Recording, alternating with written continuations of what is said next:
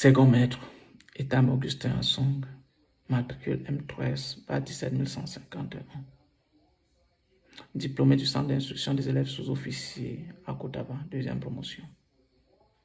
Le peuple camerounais projette de descendre dans la rue le 22. Si ce peuple descend effectivement dans la rue, les autorités demanderont aux forces de maintien de l'ordre de venir encadrer la manifestation. Alors, je m'adresse à toi, policier, gendarme, militaire, qui se retrouvera en face du peuple. Je voudrais te dire, chers camarades, que ce peuple n'a rien contre toi. Ce peuple ne te demande rien. Ce peuple demande juste les comptes à ceux-là même qu'ils ont confié la gestion de la chose publique. Chers camarades, je voudrais te dire que parmi les réclamations de ce peuple, toi-même, tu t'y retrouves. Oui, parce que tes droits sont confisqués par une petite clique de personnes, surtout des officiers supérieurs et généraux. Oui, ce sont ceux-là qui t'oppriment. Ce sont ceux-là qui te frustrent. Ce sont ceux-là qui sont l'objet de ton malheur. Ce sont ceux-là qui ne te permettent pas de pouvoir avoir une famille digne, d'élever tes enfants dignement. Pourquoi? Parce qu'ils te méprisent. Parce qu'ils te traitent mal. La preuve.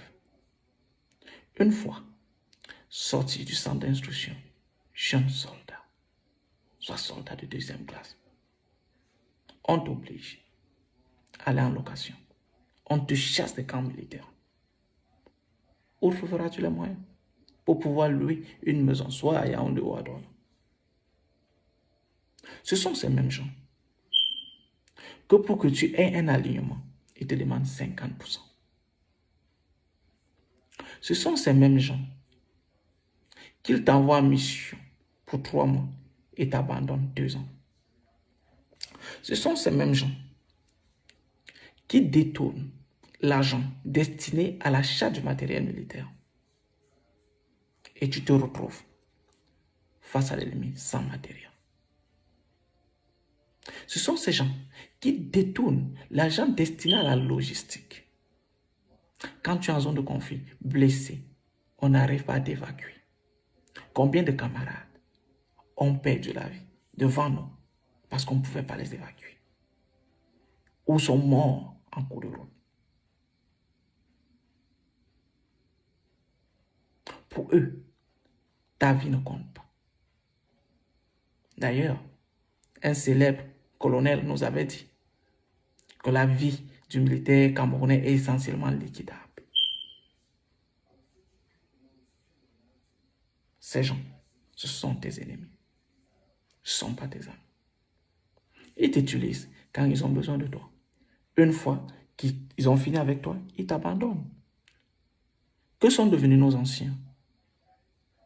Qui ont lutté, qui ont donné même de leur vie pour la récupération de la presqu'île de Bakassi.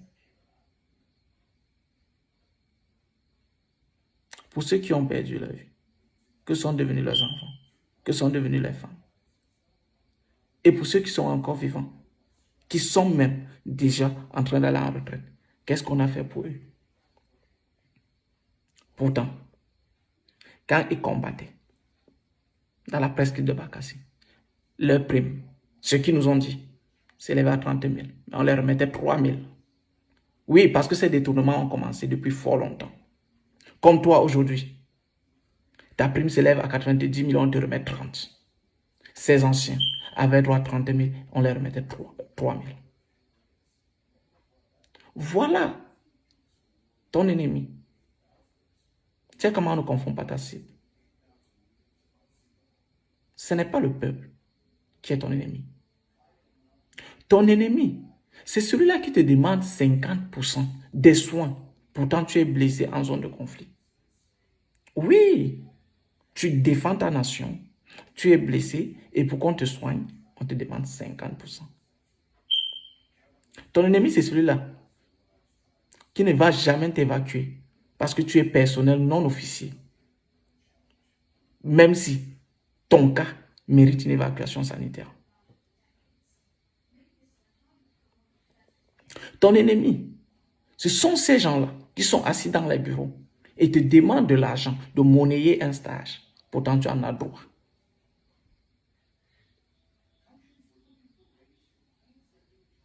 Ton ennemi, ce n'est pas le peuple qui sera dans la rue. Ton ennemi, c'est ces gens-là qui te donnent des ordres.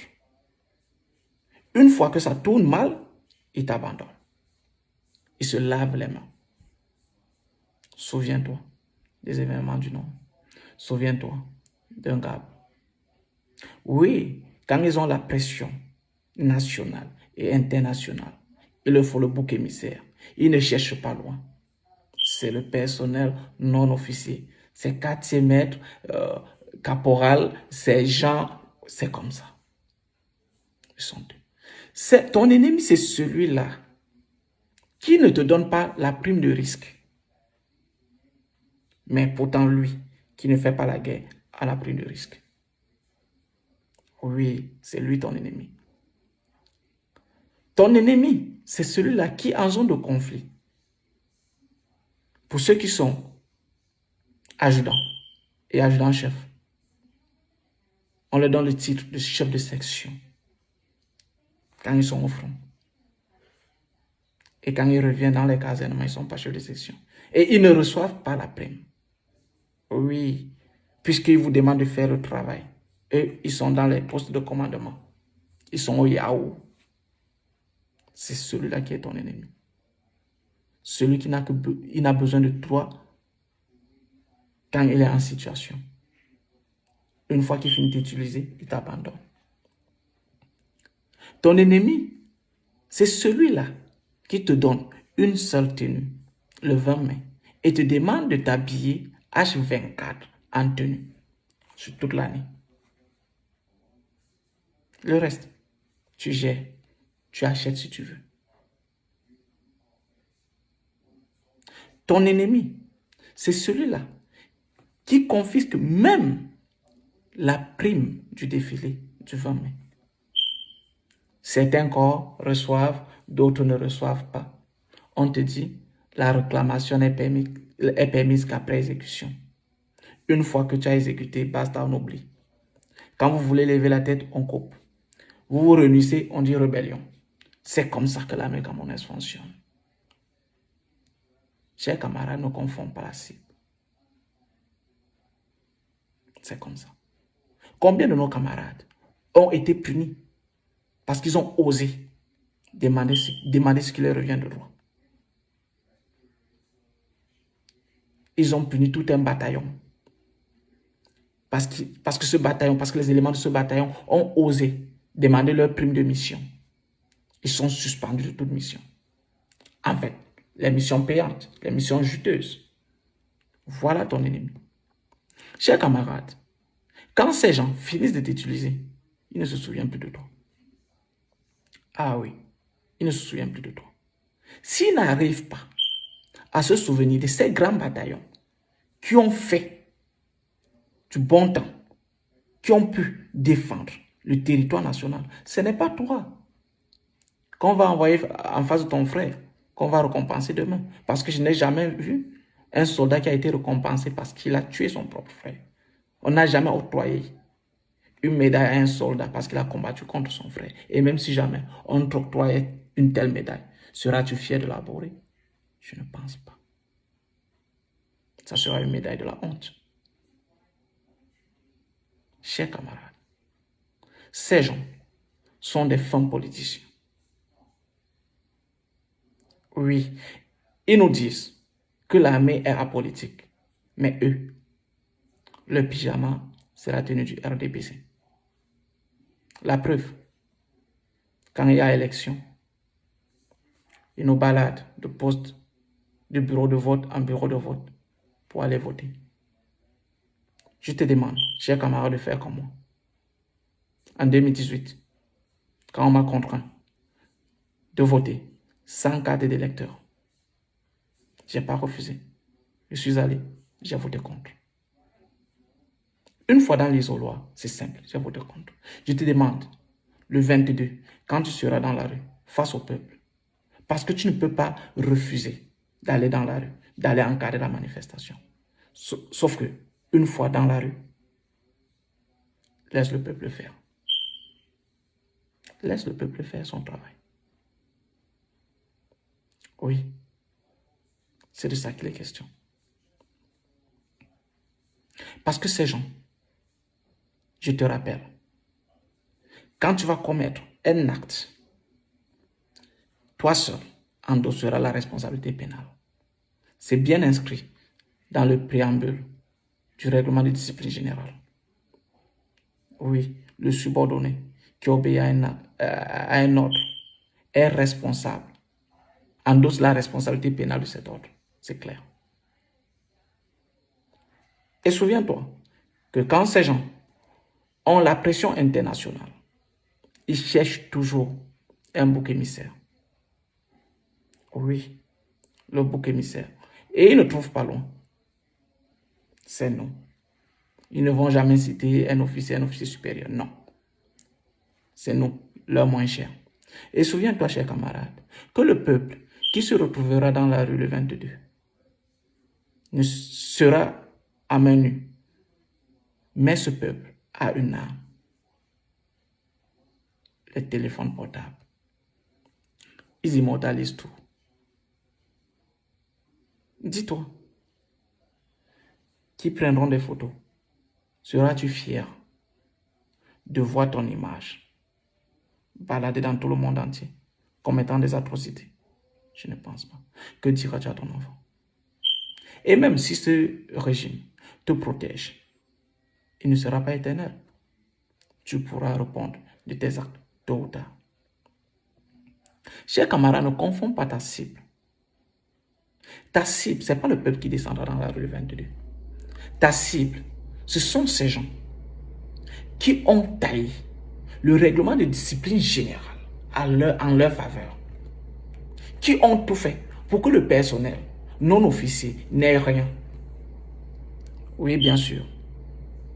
Tu bosses toute ta carrière pour pouvoir passer officier. Après, on te sort une histoire de sous-officier de carrière. Oui. Je connais des anciens qui ont déjà passé plus de 12 ans dans le même galon d'adjudant-chef parce que le règlement est contre eux. Tu as eu tous tes diplômes militaires. Est-ce que sous-officier de carrière est un diplôme? Dans quelle école l'obtient? Qu'on me dise. Dans l'école où on obtient je ne sais pas si c'est un diplôme ou l'attestation de sous-officier de carrière. Ils le font savamment pour prendre qui ils veulent. Et comme c'est une armée de mafia, une armée corrompue, alors ils prennent les privilégiés. Quand tu n'es pas dans leur réseau, basta, tu es de côté. C'est comme ça que ça fonctionne. Sache, chers camarades, que ces gens ne sont pas tes amis. Eux-mêmes, ils le disent.